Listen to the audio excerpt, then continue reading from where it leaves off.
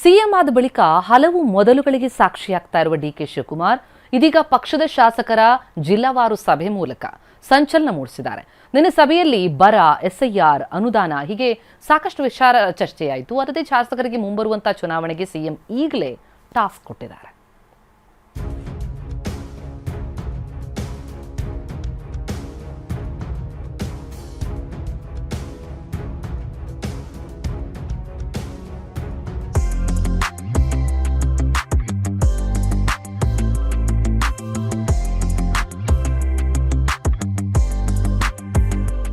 ಸತತ 7 ಗಂಟೆ 27 ಜಿಲ್ಲೆಗಳ ಶಾಸಕರೊಂದಿಗೆ ಸಿಎಂ ಸಭೆ.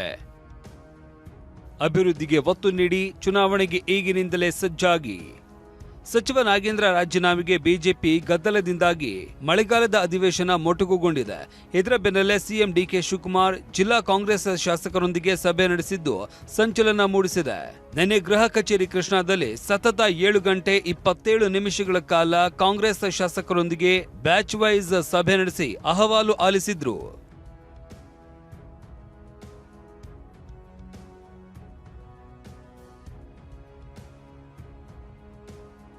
ಮೊದಲ ಹಂತದಲ್ಲಿ ಬೆಳಗಾವಿ ಮತ್ತು ಬಾಗಲಕೋಟೆ, ವಿಜಯಪುರ, ಕಲಬುರಗಿ ಮತ್ತು ಯಾದಗಿರಿ ಜಿಲ್ಲಾ ಶಾಸಕರ ಜೊತೆ ಸಭೆ ಮಾಡಿದ್ರು.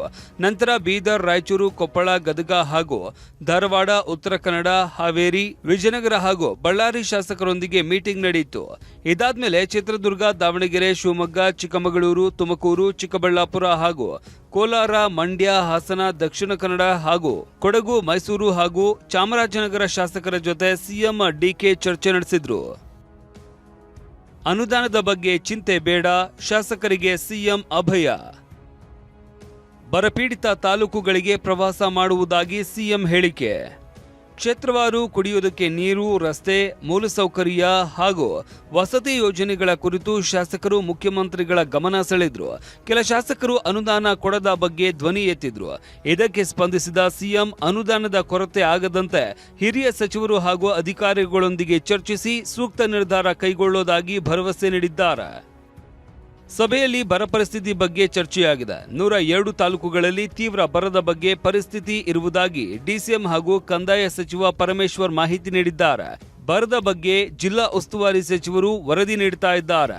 ಕೇಂದ್ರ ಸರ್ಕಾರಕ್ಕೆ ಬರ ಪರಿಸ್ಥಿತಿ ಬಗ್ಗೆ ವರದಿ ಸಲ್ಲಿಸಬೇಕಾಗಿದೆ ಎಂದರು. ಇನ್ನು ಬರಪೀಡಿತ ತಾಲೂಕುಗಳಲ್ಲಿ ಪ್ರವಾಸ ಮಾಡುವುದಾಗಿ ಸಿಎಂ ಡಿಕೆಶಿ ಹೇಳಿದ್ದಾರೆ.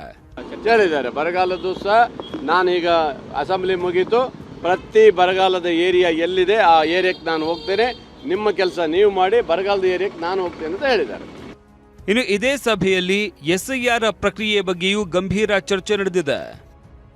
ಶಾಸಕರ ಜೊತೆ ಎಸ್ಐಆರ್ ಪ್ರಕ್ರಿಯೆ ಲೋಪಗಳ ಕುರಿತು ಸಿಎಂ ಚರ್ಚಿಸಿದ್ದಾರೆ. 1 ಕೋಟಿ ಮತದಾರರ ಹೆಸರು ಡಿಲೀಟ್ ಆಗಿದೆ ಎನ್ನಲಾಗ್ತಾ ಇದೆ. ಇದರ ಬಗ್ಗೆ ಶಾಸಕರು ಗಮನ ಹರಿಸಬೇಕು. ಅರ್ಹ ಮತಗಳು ಡಿಲೀಟ್ ಆಗದಂತೆ ನೋಡಿಕೊಳ್ಳಬೇಕು. ಡಿಸಿ, ತಹಶೀಲ್ದಾರರ ಜೊತೆ ಮಾತುಕತೆ ನಡೆಸಬೇಕು ಅಂತ ಸೂಚಿಸಿದ್ದಾರೆ. ಇನ್ನು ಮುಂಬರುವ 2028ರ ಚುನಾವಣೆಗೆ ಪಕ್ಷ ಸಂಘಟನೆ ಬಗ್ಗೆನೂ ಸಿಎಂ ಶಾಸಕರಿಗೆ ಟಾಸ್ಕ್ ನೀಡಿದ್ದಾರೆ. ಶಾಸಕರು ಅಭಿವೃದ್ಧಿ ಜೊತೆಗೆ ಪಕ್ಷ ಸಂಘಟನೆಗೂ ಒತ್ತು ನೀಡಬೇಕು. ಸಚಿವರು ತಾಲೂಕು ಮಟ್ಟದಲ್ಲಿ ಪ್ರವಾಸ ಮಾಡಬೇಕು. ಗ್ರಾಮ ಪಂಚಾಯಿತಿ ಮಟ್ಟದಲ್ಲೂ ಗ್ಯಾರಂಟಿ ಅನುಷ್ಠಾನ ಸಮಿತಿ ರಚಿಸಬೇಕಿದ್ದು, ಗ್ಯಾರಂಟಿ ಸಮಿತಿಗೆ 6 ಸದಸ್ಯರ ನೇಮಿಸುವುದಕ್ಕೆ ಸೂಚನೆ ನೀಡಲಾಗಿದೆ. ಅಲ್ಲದೆ ಭಾರತ ಜೋಡೋ ಯುವ ಸಂಘ ಸ್ಥಾಪಿಸುವುದಕ್ಕೆ ಶಾಸಕರು ಮುಂದಾಳತ್ವ ವಹಿಸಬೇಕು. ಭಾರತ ಜೋಡೋ ಸಂಘಕ್ಕೆ ಅರ್ಹ ವ್ಯಕ್ತಿಗಳ ಹೆಸರು ಶಿಫಾರಸು ಮಾಡಬೇಕು. ಇವುಗಳು ಮುಂದಿನ ಚುನಾವಣೆಗೆ ಅನುಕೂಲ ಆಗಲಿದೆ ಅಂತ ಸಿಎಂ ಸೂಚನೆ ನೀಡಿದ್ದಾರೆ. ಮುಂದಿನ ಚುನಾವಣೆ ದೃಷ್ಟಿಯಲ್ಲಿ ಕಾಂಗ್ರೆಸ್ ಪಕ್ಷ ಮುಂದೆ 28ಕ್ಕೆ ಬರೋ ದೃಷ್ಟಿ ಇಟ್ಟು ಏನೇ ನಿಮಗೆ ಅಭಿವೃದ್ಧಿ ಕಾರ್ಯದಲ್ಲಿ ಆಗಬೇಕು ಅದನ್ನು ಈಗ ಮುಂದಿನ 1 ವರ್ಷದಲ್ಲಿ ಎಲ್ಲ ಮುಕ್ತಾಯ ಮಾಡುವಂಥದ್ದು ಆಗಬೇಕು ಅನ್ನೋ ದೃಷ್ಟಿಯಲ್ಲಿ ಇವತ್ತು ಪ್ರಗತಿಯ ಪರವಾಗಿ ಕೆಲಸ ಮಾಡಲಿಕ್ಕೆ ನಮ್ಮ ಎಲ್ಲ ಶಾಸಕರು ಕರೆದಿದ್ದಾರೆ. ಖುಷಿ ಆಯಿತು, ಭಾಳ ಖುಷಿ ಆಯಿತು. ಇವತ್ತು ಕೂಡ ಸಿಎಂ ಸಭೆ ಮುಂದುವರಿಯಲಿದೆ. ಬೆಂಗಳೂರು ನಗರ, ಬೆಂಗಳೂರು ಗ್ರಾಮಾಂತರ ಮತ್ತು ಬೆಂಗಳೂರು ದಕ್ಷಿಣ ಜಿಲ್ಲೆಗಳ ಶಾಸಕರೊಂದಿಗೆ ಮುಖ್ಯಮಂತ್ರಿಗಳು ಪ್ರತ್ಯೇಕ ಸಭೆ ಮುಂದುವರಿಸಲಿದ್ದಾರೆ. ವಿಧಾನ ಪರಿಷತ್ ಸದಸ್ಯರೊಂದಿಗೂ ಇವತ್ತು ಸಭೆ ನಡೆಸಲಿದ್ದಾರೆ. ಈರಣ್ಣ ಬಸವ, ಟಿವಿ9 ಬೆಂಗಳೂರು.